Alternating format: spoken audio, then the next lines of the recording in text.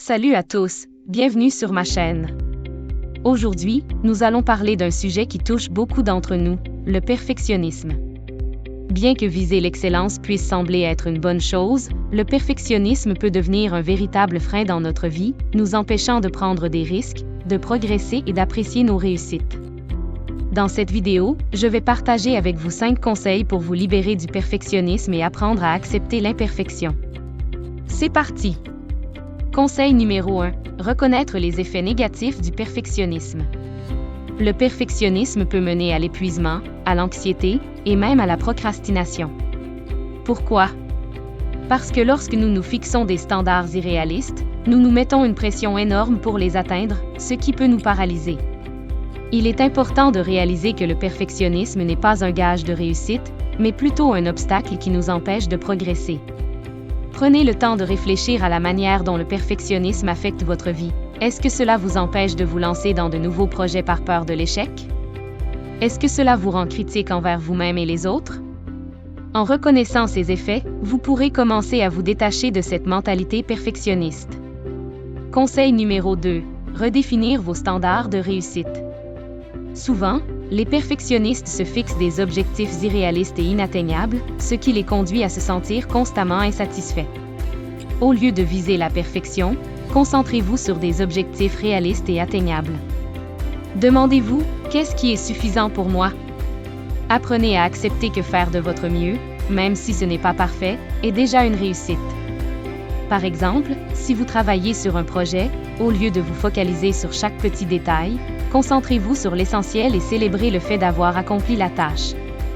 Cette approche vous permettra de vous sentir plus satisfait et moins stressé par l'idée de devoir tout faire parfaitement. Conseil numéro 3.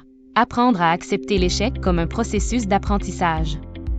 Le perfectionnisme nous fait souvent croire que l'échec est une catastrophe à éviter à tout prix, quelque chose qui remet en question notre valeur personnelle.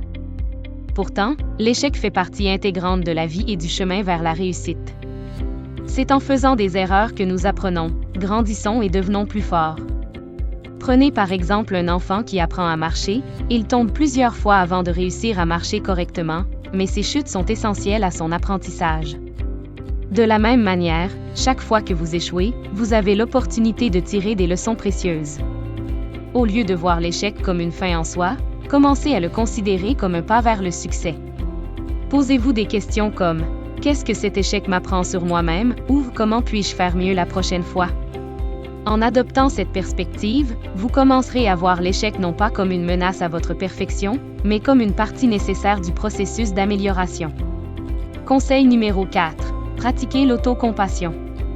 Le perfectionnisme est souvent lié à une autocritique sévère, où chaque petite erreur est amplifiée. Pour contrer cela, il est essentiel de développer une attitude d'autocompassion. Traitez-vous avec la même gentillesse et compréhension que vous offririez à un ami. Lorsque vous faites une erreur ou que vous n'atteignez pas vos attentes, au lieu de vous critiquer durement, dites-vous « C'est normal de faire des erreurs, je suis humain ».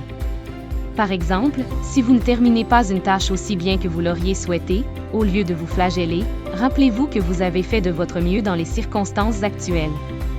L'autocompassion vous aide à réduire l'anxiété liée au perfectionnisme et à accepter vos imperfections comme une partie normale de la vie. Conseil numéro 5. Se concentrer sur le processus plutôt que sur le résultat. Les perfectionnistes ont tendance à se focaliser uniquement sur l'atteinte d'un résultat parfait, ce qui peut rendre l'expérience stressante et peu gratifiante.